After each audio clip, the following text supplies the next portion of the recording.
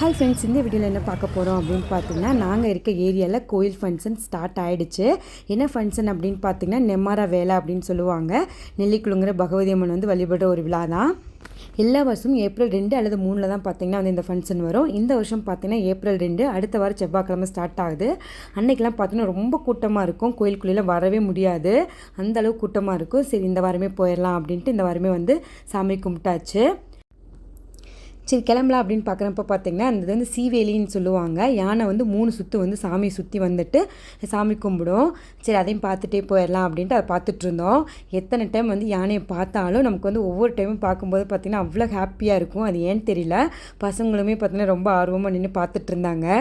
பஞ்சவாத்தியத்தோட 3 time பார்த்தீங்கன்னா யானை சுற்றி வந்து சாமி கும்பிட்டுருச்சு.